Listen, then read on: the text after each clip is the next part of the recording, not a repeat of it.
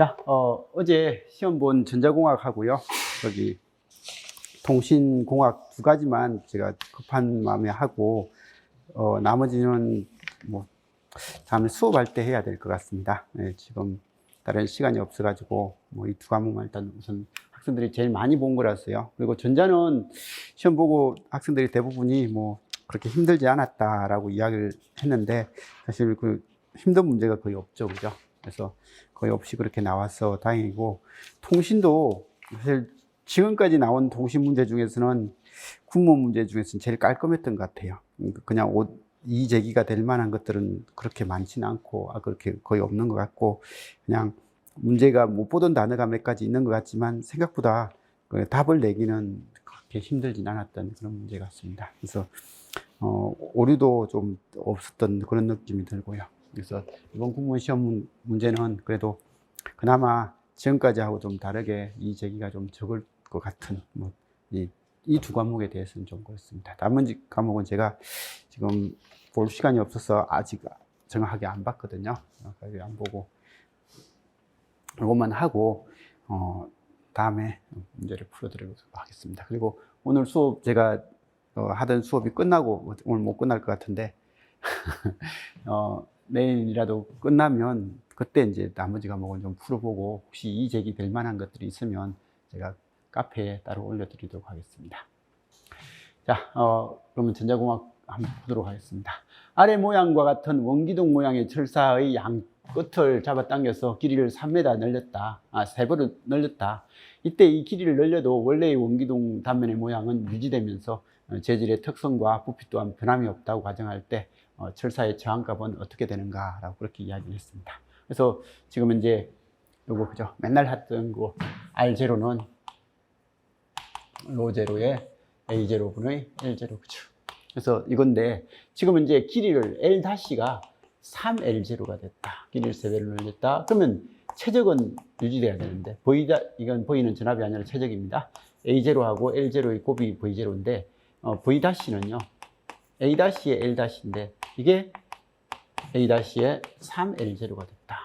근데 이게 A0의 L0하고 같아야 되니까 이건 A-는 3분의 A0가 되는구나. 그죠? 그러면 R-는요 R-는 ρ0의 이건 면적은 3분의 1로 감소하고 길이는 3배 커지니까 얘는 9R0가 되더라. 맨날 했던 가장 기본 문제죠. 그죠? 기본 문제 형태로 나왔습니다. 다음 중에서 커패시터하고 인덕터에 대한 설명이다. 가장 옳지 않는 것은 뭐냐? 커패시터하고 인덕터 모두 에너지를 저장할 수 있는 능력을 가진 소자죠. 그죠? DC 정상 상태에서 커패시터는요, 단락이 아니라 개방 상태로, 그죠? 개방 상태로 되고, 그 다음에 인덕터는 개방이 아니라 단락 상태로 사용을 한다. 이건 아주 중요하다고 이야기했던 거고요. 충전된 커패시터의 전원을 끊게 되면 실제로는 커패시터에 매우 적은 누설 전류가 흐르게 되어서 시간이 지남에 따라서 충전된 전화량이 줄어들게 된다. 이게 우리가 배터리 충전시켜 놓고 가만히 있으면 방전이 일어나는 그 이유가 이것 때문이죠. 그죠? 인덕터 양단의 전압은 인덕터에 흐르는 전류의 변화율에, 그래서 이건 VL은 L dT분의 DI. 이거 항상 생각을 해 주셔야 될 공식입니다. 이런 단어가 나오면 코일의 전압 방정식 정도를 좀 생각을 하면서 써주시고, 콘덴서가 나오면 IC는 C dT분의 dV, 그죠? 그래서 이런 형태를 해보면 코일 양단 전압은 전류의 시간적인 변화율에 비례한다. 뭐 이런 형태가 될 겁니다. 자, 이 문제가 우리 수업 시간에 제가 좀 등한시했던 겁니다. 수업은 했는데 좀 등한시했던 부분이 JK 플립플롭에서 마스터 슬레이브 플립플롭의 구조. 우리가 사실 마스터 슬레이브는 JK보다는 RS 쪽에서 많이 쓰는데, 어쨌든 JK에서 마스터 슬레이브 구조가 필요한 이유, 레이싱 방지, 그죠? 레이싱 방지다. 그래서 레이싱이 뭔데? 라고 하면 클럭 하나를 줬는데, 이 클럭이 줬는데 하나의 클럭에 대해서 한 번만 동작을 해야 되는데 여기가 여러 번 동작이 되는 바람에 이 다음 단하고 다음 단에서 하는 형태에서 한 번의 동작에 대해서 이게 여러 번 동작이 돼버리는 바람에 이게 서로 출력이 좀 이상하게 돼버리는 현상. 이게 이제 레이싱 현상이었는데, 그게 이 레이싱 현상에 대한 이야기를 하는 거, 스케일 최소, 전력 소모, 고속 동작 이런 거하고 전혀 상관없잖아요. 그죠? 그래서 지금 이제 입출력의 충돌을 막기 위해서. 그래서 이게 1을 줬으면 뭐 JK 프리프로에서 일일이 들어오면 상태 반전을 하는데, 상태 반전이 한 번 일어나는 게 아니라 두세 번 일어나 버리면 이 다음 단의 입출력 관계가 좀 틀어지는 그런 형상이 될 거다 하는 그런 의도였습니다. 그래서 제가 수업할 때 레이싱 방지다라는 것까지는 열심히 했는데, 이런 단어를 좀 덜 했던 그런 내용이죠. 그죠? 자, 그러면 다음과 같은 저항과 연산정폭기가 연결된 회로에 대한 입력 전압 V1하고 V2하고 출력 전압 V5 사이의 관계, 이거 맨날 하는 겁니다. 그죠? 연산정폭기에서 이거 저항 비율, 이거 저항 비율 1대3, 1대3이니까 3배. 못 빼기 뭐야? 비반전 입력 빼기 반전 입력. V2 빼기 V1이라고 하는 이런 형태고, 감상기라고 이렇게 불렀던 회로죠. 그죠?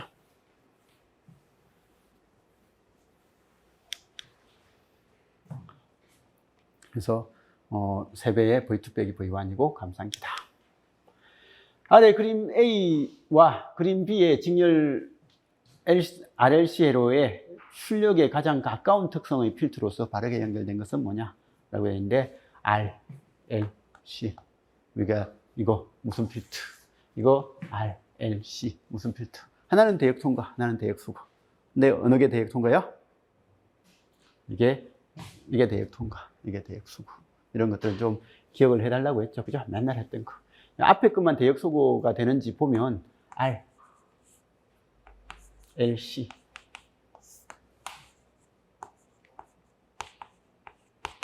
V5는요, R 플러스 SL 플러스 SC분의 1분의 SL 플러스 SC분의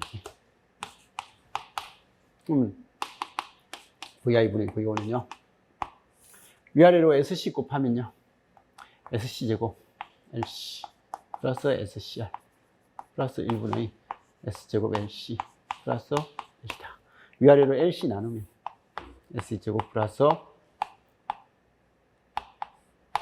C를 나눴으니까 L분의 RS 플러스 LC분의 1분의 이건 S제곱 플러스 LC분의 1이다.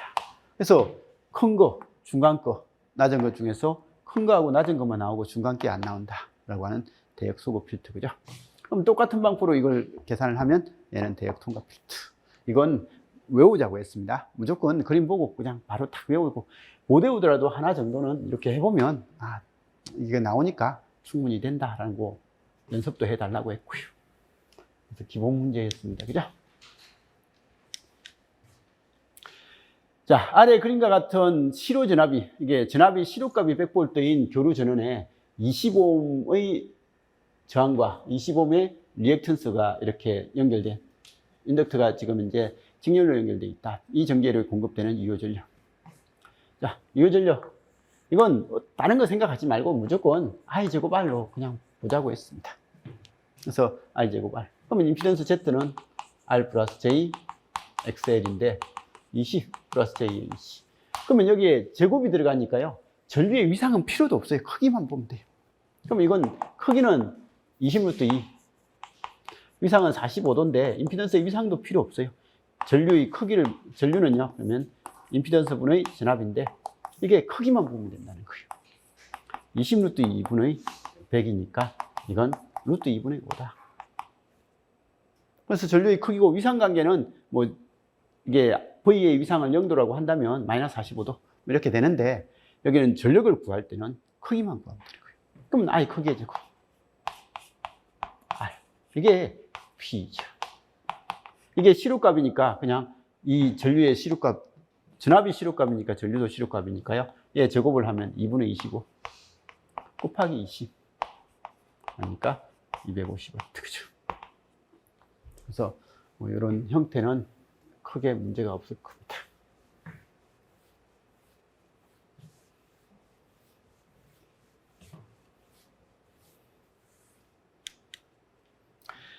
다음 중 PN 접합 다이오드에 대한 설명이다. 가장 옳은 것은 뭐냐? 다이오드의 전압을 인가하지 않은 열적 평형 상태에서도 N 영역의 전자가 P 영역으로 이동하는 것을 막는 것이 전지장벽이다. 그래서 우리 맨날 이야기했던 P형 반도체, N형 반도체. 페르미 준위가 얘는 이쪽에 있고 얘는 이쪽에 있다. 그럼 접합하기 전에는 이렇게 돼 있는데 접합을 하면 그리고 열평형 상태가 되면 페르미 준위가 평행하게 되고 나머지 얘들이 이렇게 움직이게 되더라. 그리고 가운데에 공층이 생기고, 그죠? 그래서 이런 형태의 에너지 준위가 형성이 되는데 이때 여기 있는 전자가 이쪽을 넘어가기 위한 전위장벽, 여기 형성돼 가지고 확산에 의해서 넘어가는 것을 막아주는 그런 역할을 하는 전위장벽이 생기더라 라는 것 정도는 봐주시고요. 역방향 바이어스를 인가하면 공층의 전위장벽이 작아진다 라고 그렇게 이야기했는데, 이게 이 바이어스에서 전위장벽은 역방향 바이어스를 걸면 이게 내려와 가지고 오히려 전위장벽은 커지고, 그죠? 전위장벽은 커지고 순방향 바이어스를 걸면 얘가 올라가 가지고 전위장벽이 없어진다 라고 그렇게 이야기한 거고요. 순방향 바이어스를 인가하면 공층의 너비는요 좁아진다, 약간 감소한다라고 했죠. P형과 N형의 불순물 농도가 높으면 높을수록 공층의 너비는 좁아진다, 그죠? 도핑 농도가 증가하면 좁아져 가지고 우리 일반 다이오드보다 제너 다이오드가 터널 다이오드가 항복 진압이 작은 이유가 이 터널 현상이, 공층이 좁아 가지고 터널 현상이 생겨서 그렇다. 그래서 기본적으로 1번 맞죠, 그죠? 그래서 여기에 있는 전자가 P형 영역으로 넘어가는 것을 막는 전지장벽이 있어야 된다. 다음 중 모스 FET의 성질에 대한 설명이다. 가장 옳지 않는 것. 자, 그나마 이번 시험 문제에서 좀 고민을 하게 했던 문제입니다. 근데 이제 이런 문제도 제가 수업하면서는 별로 많이 이야기 안 했던 것지만 그래도 이거 자체를 이야기 안 한 건 있지만 그래도 반도체에 대한 일반적인 상식에서 그냥 접근하면 답을 낼 수 있는 거예요. 그래서 일단은 소스하고 몸체 사이에 역방향 진압을 걸어주면 뭐야? 문특 진압을 조절할 수 있는 현상. 그걸 우리는 뭐라고요? 바디 효과, 바디 이펙트다라고 그렇게 이야기했죠, 그죠? 그래서 이 문특 진압을 조절하는 수 있는 이런 현상이 바디 이펙트고, 이때 역방향 진압이 커지면 커질수록 문특 진압을 크게 할 수 있다. 산화물층의 두께가 증가하면 당연히 문특 진압이라는 의미가 뭐예요? 우리가 FET에서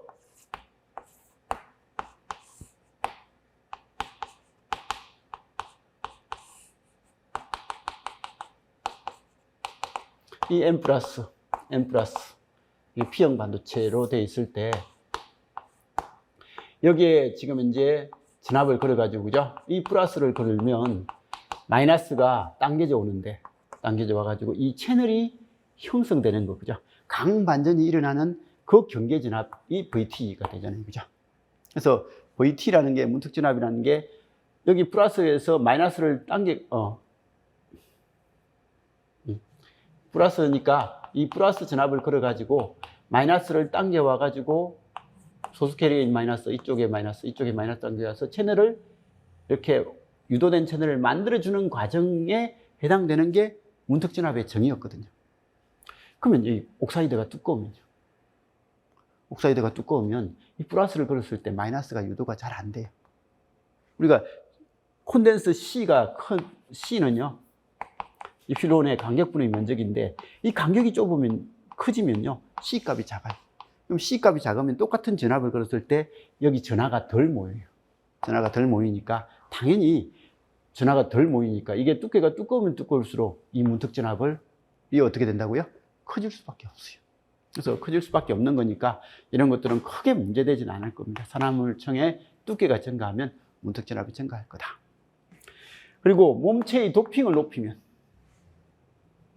문특 진압은 증가한다. 이건 이제 우리가 공부하면서 익혀야 되는 부분이죠, 그죠? 그래서 이거는 몸체 도핑 농도를 높이면 문특 진압이 커지나 작아지나 라고 하는데, 사실 우리는 잘 모릅니다. 잘 모르지만 이 문특 진압으로 가면 문특 진압의 정의가요, 여기서 전압을 걸어 가지고 여기 마이너스 전하가 끌려오죠. 이 끌려오는 마이너스 전하의 개수가 P형 반도체의 도핑 농도하고, 그러니까 P형 반도체의 도핑 농도가 예를 들어서 10의 16승이면 이 플러스를 걸어가지고 마이너스가 끌려와가지고 여기 쌓이는 전자의 개수가 10의 16승이 되는 그 순간이 사실은 문특진압인 거예요. 그래서 이런 게 문특진압인데, 지금 여기서 이걸 10의 17승으로 해놨으면, 10의 17승으로 해놓으면 이 전자가 끌려오는 이 개수가 10의 17승계가 되려면 이 전압을 어떻게 해줘야 된다고요? 좀 더 크게 그려야 되는 거거든요. 그러면 문특진압이 좀 더 커지는 거예요.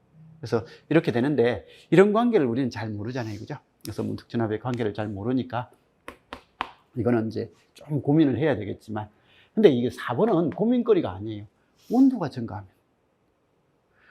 증가하면 캐리어가, 쓸데없는 캐리어가 많이 발생해요. 그러면 온도가 증가하면 여기 있는 전자의 개수가 그냥 P형 반도체의 소수 캐리어가 막 증가하는 거예요. 막 증가하면 문특진압이 당연히 플러스를 걸었을 때 마이너스가 잘 당겨오는 거예요. 잘 당겨오니까, 이건 온도가 증가하면 당연히 문특진압은 낮아질 수밖에 없구나 라는 것 정도는 사실은 당연한 건데, 그래도 시험장이라서 이 문제는 좀 고민이 됐던 문제일 것 같습니다. 그래서 그리고 우리 전공서적에 수업하면서 이런 것들은 했는데, 여기 부분은 이 도핑 농도에 따라서 문특진압이 커지는 관계를 보여주는 거고요. 여기는 전압에 따라서 문특진압이 커지는 것을 보여주는 이런 관계 정도가 있는 거고, 그다음에 여기도 도핑 농도에 따라서, 그죠? 그래서 도핑 농도에 따라서 이런 것들이고, 나머지는 좀 상식으로 봐주셔야 되는 부분이고, 그죠?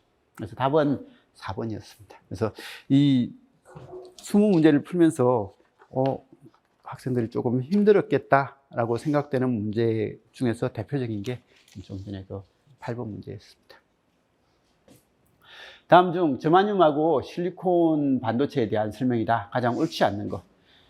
저마늄 진성 반도체가 실리콘의 진성 반도체보다 전공과 전자의 밀도가 낮다가 되어 있는데, 이건 우리 수업 시간에 많이 했습니다. 실리콘은 에너지 밴드 갭이 0.7, 그 다음에 저마늄은 에너지 밴드 갭 1.2, 여기는 0.7.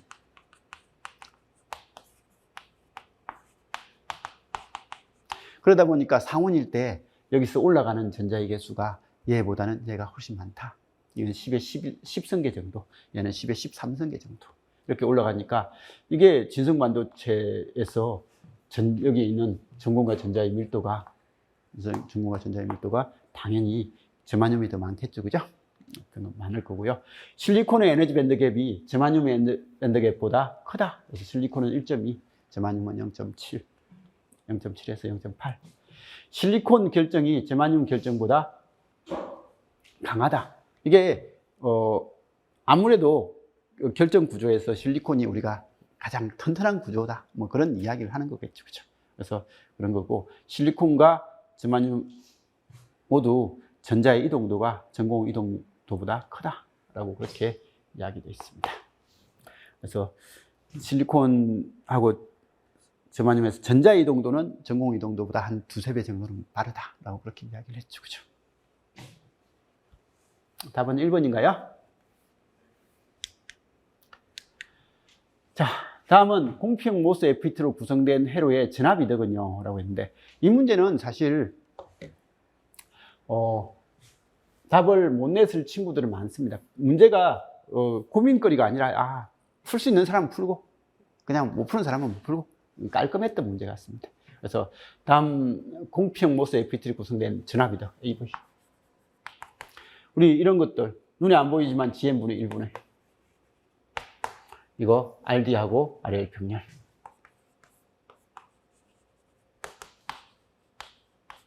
맨날 하는 전압이득 공식이잖아요. 그죠? 그럼 RD하고 RL 평열은 5kg. 이건 됐습니다. 이 문제는 GM을 계산하라는 문제구나. 라는 그런 내용이죠. 그죠? 근데 GM을 어떻게 계산할 건데? 라고 하면 맨날 했던 ID는. 이런 FET 문제에서 이 공식 안 쓰면 문제 못 푼다고 했어요. 어쨌든 이 공식은 한번 써봐야 된다고 했어요. 뭐라고요? 여기는 GM, N채널 이모수잖아요. 그죠? N채널 이모수니까 다른 건 모르겠고, 지금 이제, 2분의 1에 UN COX 여기는 여기는 증가형이 아니네, 그죠? 여기 공표형으로 적혀 있네요. 그래서 여기에 공표형입니다. 그러면 뭐야? IDSS에 1 마이너스 VGS 오프에 데스 VGS의 제곱. 이렇게 주어진 게 이게 주어졌네요, 그죠? 그래서 이런 형태가 주어졌습니다. 그래서 이거 좀 아무 생각 없이 이야기했는데 이게 증가형이 아니라 공표입니다. 자, 아무튼 이런 거고. 그러면 GM은요? GM의 정의는 델타 V GS에 대한 델타 ID. 이게 GM의 정의 수식이니까 이걸 VGS에 대해서 미분해라. 그럼 우리 맨날 하듯이 이 IDSS 1 마이너스 VGS 오프분의 VGS 곱하기 이거 한번 미분한 거 마이너스 VGS 오프분의 이게 미분된 결과죠, 그죠? 근데 이제 이 문제에서 VGS가 얼마인데? 여기를 풀려면 VGS를 알아야 되는데 얘는 주어져 있고, 그죠? 주어져 있고 얘 주어져 있는데 VGS만 구하면 되는데요. 봐요. 여기 소스 좁지. 게이트 전류 안 흐르니까 여기 전압이 0이니까 여기 전압도 0, 여기 전압도 0.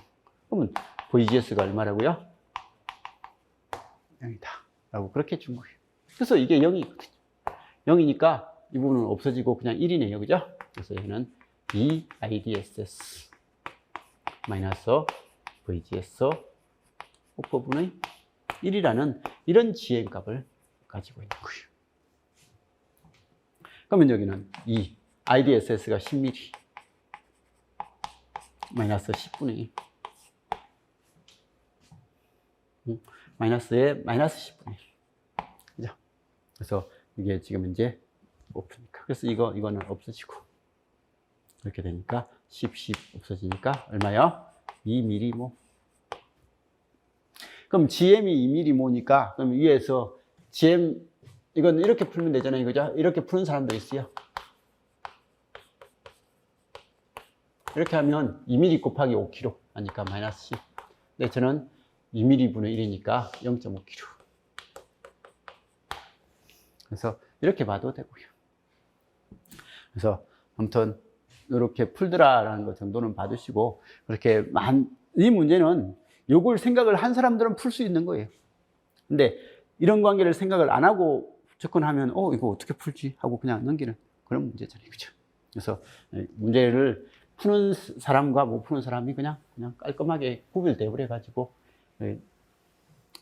크게 난이도는 있다고 생각되지만 그래도 크게 문제될 만한 그런 내용은 아니죠, 그죠?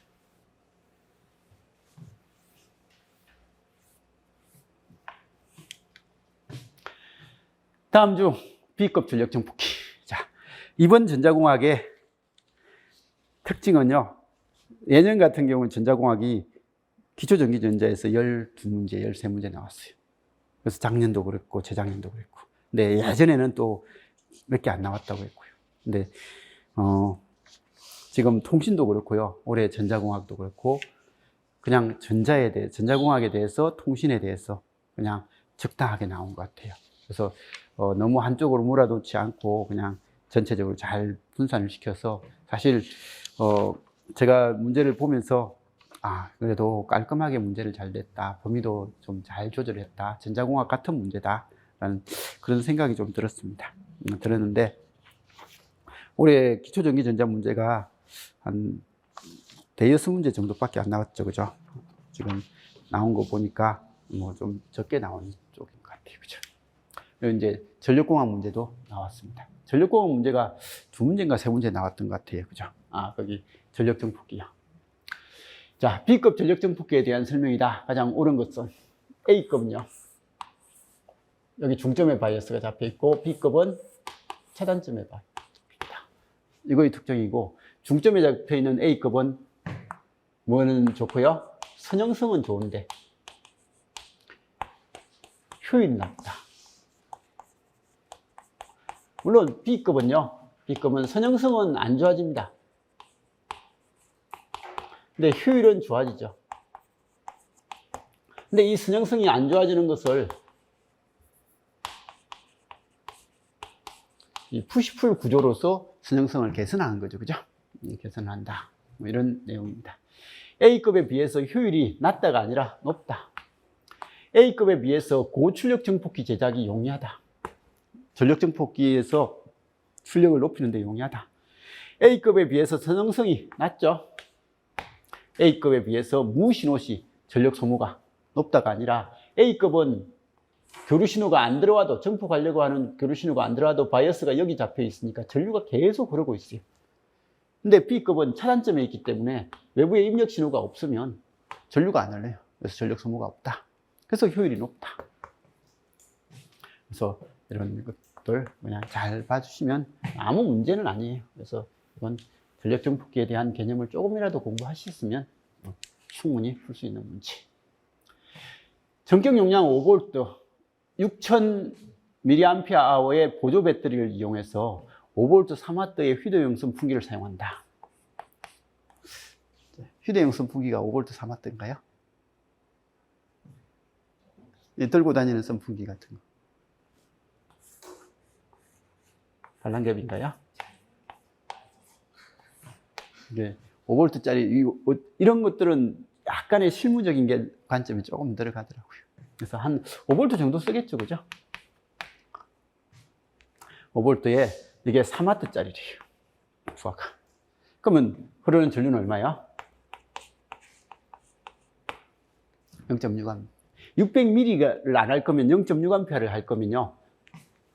예, 이걸요. 600ml로 할 거면 그대로 쓰고 0.6A를 할 거면 ml하고 이거 없고 6A로 바꿔주는 것도 괜찮고요. 그래서 이렇게 된다. 그러면 이때 휴대용 선풍기를 사용하려고 한다. 사용하기 전에 보조 배터리는 완전 충전되어 있으며 휴대용 선풍기의 자체 배터리에는 전혀 저장되어 있는 에너지가 없다고 할 때 보조 배터리를 통해서 이론적으로 이 휴대용 선풍기를 사용할 수 있는 최대 시간은 얼마인가? 단 선풍기의 동작 외에 소모되는 에너지는 전혀 없다고 가정한다. 자, 뭐 이거 크게 문제 없죠? 우리 전력은요. 이게 전력량, W는 PT. 그죠? PT고, 이거는 뭐야? IVT. 뭐, 이렇게 될 거니까, 지금 저 용량이, 원래는 줄이라고 할 때는 와트 세크입니다. 그죠? 근데 이 배터리 이야기 할 때는 와트하고 암페어, 아워. 시간을 아우 단위로 많이 쓰고, 그리고 좀 큰 배터리 같은 경우에는 킬로와트 아워라는 전력량. 가정에서 이제 쓰는 배터리가 아니라 가정에서 쓰는 전력을 이야기할 때는 전력량은 이거. 그다음에 요런 거, 요런 거 하는 이런 형태. 이건 지금 이제 전력량을 이야기했네. 저기는 용량인데, 그죠? 그래서 이것과 그다음에 Q는 IT 해가지고 암페어 세크, 이걸 우리는 쿨롱이라고 했습니다. 그래서 쿨롱이라고 했고, 그리고 이제 여기서 이것도 역시 지금처럼 배터리를 쓰고 할 때는 시간을 오래 쓸 것들은 이 암페어 아워를 해서 많이 표현한다. 그래서 이 쿨롱 대신에 암페어 아워를 쓴다라는 것 정도는 봐주시고요. 그럼 이제 이 문제에서는 5V짜리 얼마야? 6A 아워를 쓰는 이런 배터리 용량이 있는 거예요. 6A짜리를 쓰는 건데 5V는 그대로 쓰고 있으니까 특별하게 말이 없고, 이 Q가 IT인 거죠.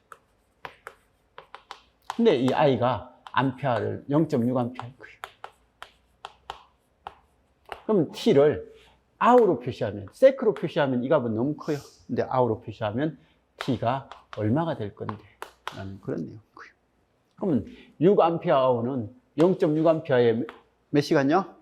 10시간 용량이다. 그래서 아무런, 이건 수식도 아무리 필요 없고 그냥 이 배터리 용량을 표시할 때 이렇게 표시하더라. 우리 수업 시간에 몇 번 썼잖아요, 그죠? 그래서 이것만 알면 되는 거더라.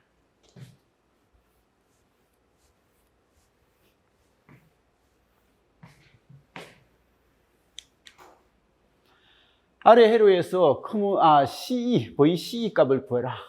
이거 0.7이다. 가장 기본 문제죠. 2V네요. 0.7이네요. 여기 1.3V. 그러면 1.3V니까 여기 흐르는 전류 IB는요. 130K분의 1.3. 계산 필요 없고 IC를 계산하면 IC는 베타의 IC 하니까 여기 곱하기 1.3 곱하기 100 하니까 이거 130 이거 130 하니까 1mA. 여기가 1mA가 됐으니까 여기서 소모되는 전압 몇 볼트요? 2V. 5V에서 2V 썼으니까 여기 전압은요? 3V. 가장 기본 문제였던 것 같습니다. 그죠? 적어도 교류는 해석을 못 하더라도 직류 해석까지는 우리가 좀 잘 하자라고 이야기했던 그런 파트입니다. 14번 볼 필요 없는 문제죠. 두 개 오아의 나트. 그러니까 노아. 15번 그림의 최대 피크 출력 전압과 최대 피크 전류값은 PP가 아니라 피크를 물어봤습니다. 자, 그러면 이런 형태는 뭐 나중에 설명은 다시 하겠지만 기본적인 형태는 이겁니다. 이건 B급 전력 정폭기고요. 이게 20V고 이게 0일 때는 콘덴서 써줘야 됩니다. 이게 10이고 마이너스 10일 때는 콘덴서 안 써도 됩니다. 그래서 이렇게 되는데 20과 0일 때 이렇게 되면 여기 전압은요 딱 중점이 나옵니다. 이거 얼마요? 10. 여기도 10. 여기는 10.7. 여기는 9.3. 이렇게 나오고요. 그래서 이렇게 나와가지고 이제 교류 신호가 되면 얘가 크면 얘가 10을 기준으로 해서 그죠? 이제 교류 정폭이 되면 10을 기준으로 해서 얘가 플러스가 되면 이게 플러스가 돼서 전류가 오면 여기 전압이 커질 거니까 커지고. 근데 아무리 커져도 20보다 커지면 안 돼요. 여기 이 20보다 더 큰 값으로 올라갈 수가 없어요. 20이고요. 그 다음에 이제 이 전압이 마이너스가 되면 이제는 얘는 오프, 이게 온이 될 거니까 이게 지금 이제 여기 10V, DC-10이 충전되어 있는 관계라서 요렇게 이 충전된 걸 가지고 얘를 구동시키는 거예요. 구동시키면 아래쪽으로 10이 나오죠. 그죠? 그래서 10을 기준해서 아래쪽이 10이니까 0. 그래서 가장 작은 건 0이고 가장 큰 건 20이 나오겠구나. 라는 이런 것 정도는 봐주시고, 그러면 이렇게 됐을 때 여기에 교류에서는 여기는 DC이지만 여기는 DC가 없으니까 여기 전압은 이렇게 되지만 여기 전압은 0을 기준으로 해서 뭐가 된다고요? 0을 기준으로 해서 위아래로 10, -10 라는 이런 형태가 되는 거죠. 그죠? 그래서 출력 전압의 피크 전압은 얼마요? 10V. 그러면 출력 전류의 피크 전류는 이게 10ohm이니까 10ohm에 10V 하니까 1A. 이런 것들은 크게 문제 없을 거고요.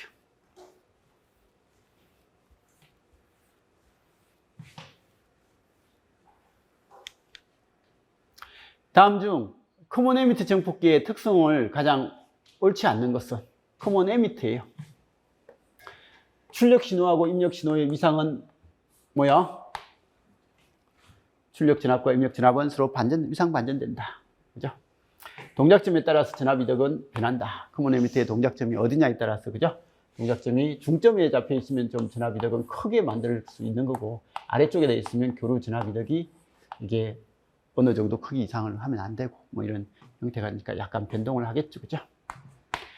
부하의 크기에 따라서 전압 이득이 바뀐다. R-분의 RC. RC가 부하인데, RC 값이 바뀌면 전압 이득은 바뀐다. 온도에 따라서 전압 이득이 영향을 안 받지는 않겠죠. 그죠? 그래서 보통 온도가 증가하면 이득이 조금 주는 쪽으로 가겠죠. 그죠? 기본적으로. 그런데 어쨌든 다른 건 못 봐도 1번은 보자마자 답은 1번이죠. 다음 예로에서 RL의 최대 전력이 전달되기 위한 RL 값은요. 권선비가 1대 5네요. 저항비는요. 1대 25. 그러면 1에 해당되는 게 2kg니까 25에 해당되는 것은 50kg다. 다음 회로에서 5V 제너 다이오드가 있는 회로에 부하에 효용되는 최소값으로서 가장 적절한 것은. 이거 근래에 많이 봤던 문제일 거예요. 모의고사 때도 봤고 이렇게 하는데, 아무튼 이런 형태는 좀 잘 봐두시고요. 여기에 지금 이제 입력인 16V, 쟤네는 5V, 그럼 여기는 11V, 여기는 1kΩ. 자, 근데 IZ 미니 무릎 전류가 1mA예요. 그러면 1mA면 이때 부하에 허용되는 최소값을 잘 선정하면 됩니다. 얘 고정진압, 얘 고정진압, 얘 그러면 고정진압이니까 여기 들어오는 고정전류 얼마요? 11mA가 들어와요. 그러면 이때 부하에 흐를 수 있는 최소 전류는 얼마예요? 부하에 흐를 수 있는 최소 전류는 이건 안 흘러도 돼요. 부하 저항이 크면 전류가 안 흘러도 되잖아요. 부하가 개방되면 전류가 안 흘러도 되거든요. 근데 부하에 갈 수 있는 최대 전류는, 부하로 갈 수 있는 최대 전류는 이 10이 고정되어 있다 보니까 이쪽으로는 1 이상이, 무조건 1 이상은 가야 돼요.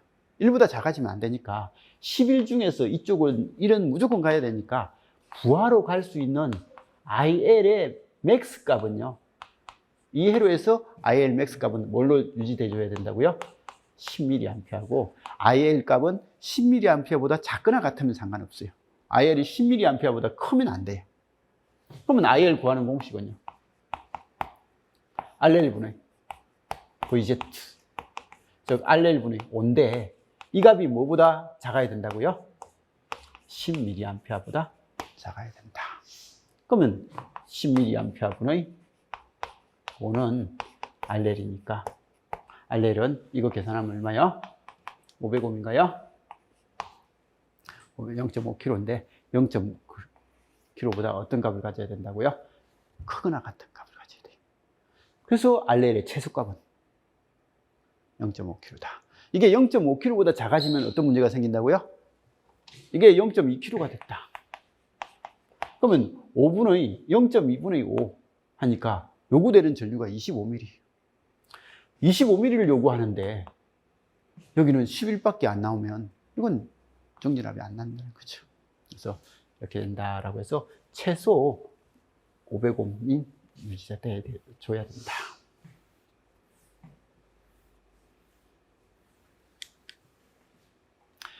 아래 회로에서 VS는 24인 100파이T일 때 출력 진압 VO의 시료값으로 가장 옳은 것은이라고 되어 있습니다. 자, 여기는 시료값만 물어봤네요. 주파수하고 전혀 상관없네요. 그죠? 그래서 이렇게 되어 있으니까 10kg도 상관없네요. 그냥 회로는 저항 하나만 있는 반파 정리 회로네요.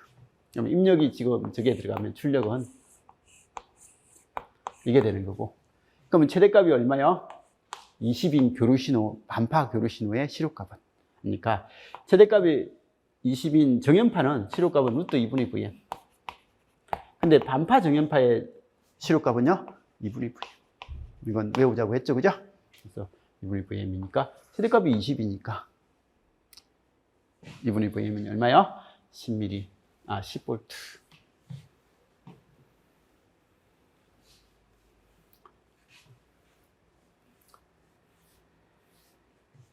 그래서 이런 문제도 반파 정연파의 시료값을 이 얼마냐 라고 물어보는 것보다는 회로 하나 그래가지고 하니까 그래도 문제가 되는 것 같이 보이잖아요. 그죠?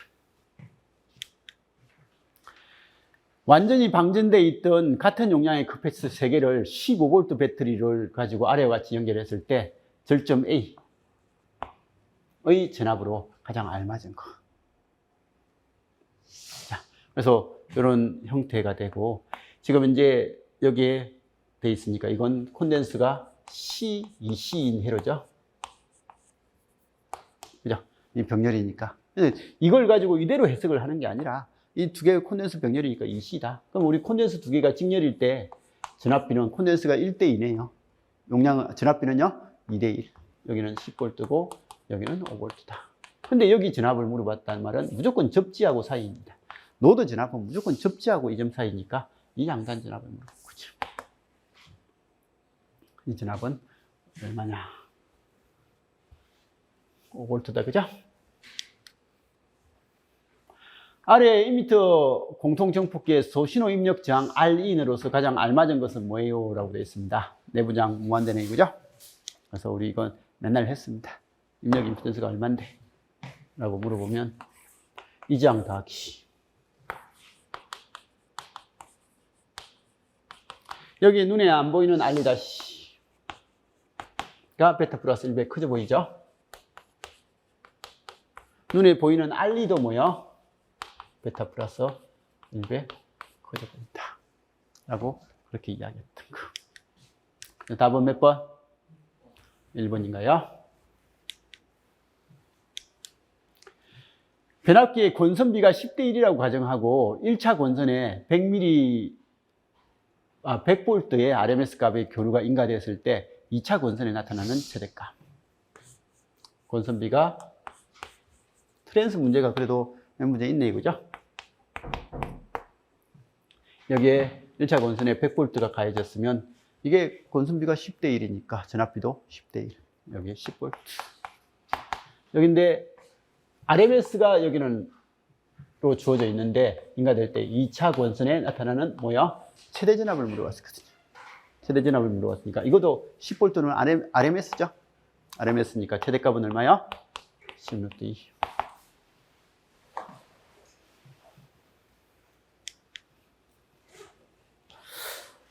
자, 아래 카르노 맵에 대한 논리식으로서 가장 올바른 것 하니까 이건 두 가지.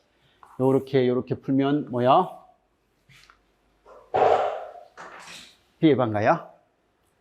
이렇게 풀면 D의 바. 그래서 B의 바 더하기 D의 바. 이렇게 풀든지 아니면 이것만 보면 BD죠. BD의 바. BD가 아닌 것. 뭐 이렇게 해도 되고, 그죠?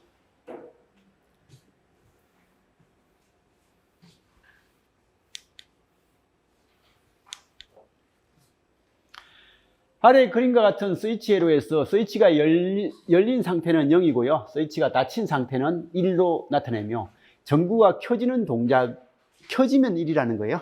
이것도 좀 줬으면 좋겠는데 전구가 켜지는 동작, 켜질 때 1이고요. 꺼지면 0이다 라는 그런 동작이고요. 그래서 이런 형태의 동작을 불 변수 F로 나타낼 때 이 회로의 표현에 가장 가까운 논리. 그래서 이 문제가 그래도 여기 문제 중에서 저는 제일 좋았다고 생각되는, 그러니까 학생들에서 논리를 좀 정확하게 인지를 시켜줄 수 있는 문제였던 것 같아요. 틀린 학생들도 몇 명은 있을 거예요. 이렇게 쉬운 문제를. 자, 이건 해보면 된다고 했죠?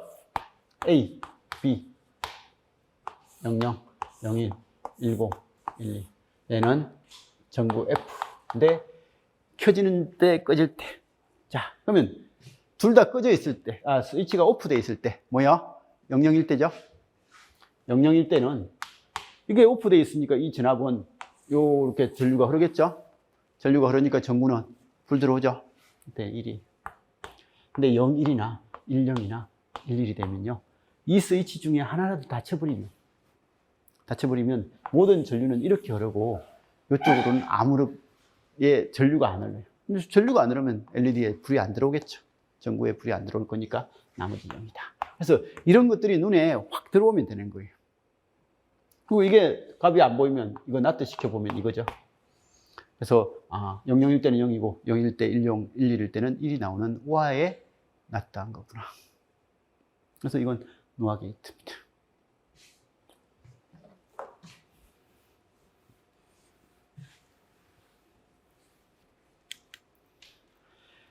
이의 보수를 이용하여 다음 이진수 뺄셈을 수행할 때 이 갈로 안에 물음 네모 안에 들어갈 숫자를 모두 더하면 0 아니면 1인데 1이 몇 개냐? 라고 그렇게 물어본 거죠. 그죠?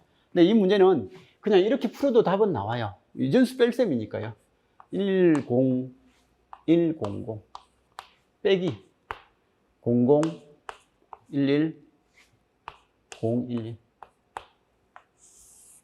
자, 빼려고 하는데 안 되네요. 하나 빌려고 하는데 없으니까 여기서 빌려와요. 그러면 이거 0이 되고 2가 되는데 하나 또 빌려줘야 되니까 1이고 2. 그럼 2 빼기 1이니까 여기는 1. 1 빼기 1이니까 0. 0 빼기 0이니까 0. 다시 빌려와야 되네, 그죠? 2 빼기 1이니까 1. 다시 빌려와야 되네요. 2 빼기 1이니까 1. 0 빼기 0이니까 0. 1 빼기 0이니까 1. 그냥 이런 거죠. 그죠? 이건 이제 부호가 있는 수가 아니라 그냥 일반 형태인 거예요. 그래서 여기는 1, 0은 주어져 있으니까 나머지 이거 이개수 3개니까 3.